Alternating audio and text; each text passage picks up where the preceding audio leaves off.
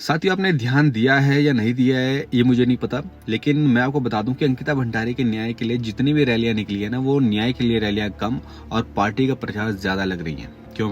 क्योंकि अगले साल चुनाव है, 2027 के चुनाव, और इस चुनाव में सब बढ़ चढ़ कर हिस्सा ले रहे हैं। अरे शर्म करो, तुम्हारी इन पार्टियों के चक्कर में देश बर्बाद हो जा रहा है और तुम्हें इस वक्त राजनीति खेलनी है। और खासकर ये कांग्रेस वाले सोचते हैं कि अंकिता की रैली के नाम पर बीजेपी के पुतले फूंक दिए जाएंगे तो जनता हमारी साइड हो जाएगी।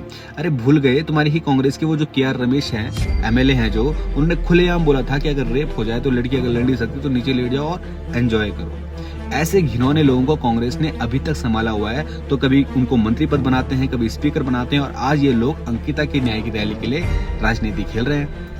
कांग्रेस को शायद पता नहीं कि उन्हीं की यूपीए सरकार में 2004 से 2014 के बीच में रेप के केस दोगुने हो गए थे। एनसीआरबी की रिपोर्ट के अनुसार 2004 में 18,233 रेप के केस दर्ज हुए थे, जो कि 2014 में बढ़कर के 37,735 हो गए। 10 सालों में कुल मिलाकर 3 लाख से भी ज्यादा केसेस थे, जिसमें हर चीज के थे, जिसमें इन सालों में हजारों बेटियां तड़पी, हजारों बेटियां चीखी, लेकिन कांग्रेस की सरकार सोती रही। ना इनको इन पीड़िताओं से मतलब था, ना इनको किसी चीज से मतलब था तो सिर्फ अपनी पार्टी से और अपनी पार्टी के लोगों से।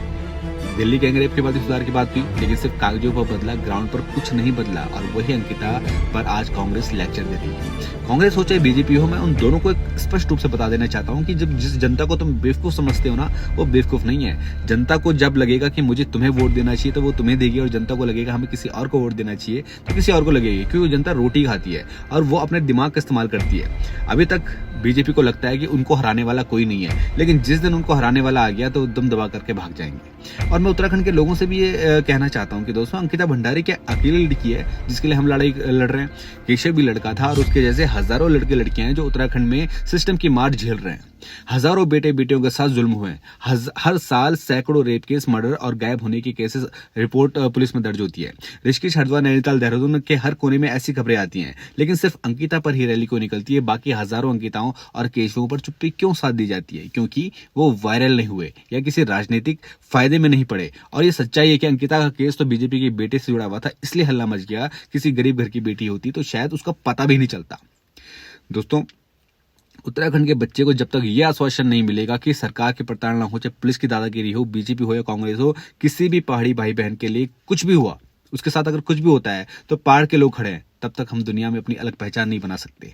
हमारा उत्तराखंड, जहां गंगा बहती है, जहां केदार और बद्री विराजमान है, वो कमजोर नहीं पड़ सकता। दोस्तों, हमें उत्तराखंड के लोगों को एक साथ आना चाहिए, रैली के प्रचार में नहीं, न्याय मांगने के लिए, हर अंकिता, हर केशव की आवाज बनने के लिए। ट्रैकिंग करते हैं, पहाड़ घूमते हैं, सोशल मीडिया पर हम इतना ज्यादा बोलते हैं, तो आवाज क्यों नहीं उठा सकते अपने पहाड़ी भाई बहनों के लिए? दोस्तों, उत्तराखंड पहले है, पार्टी बाद में है।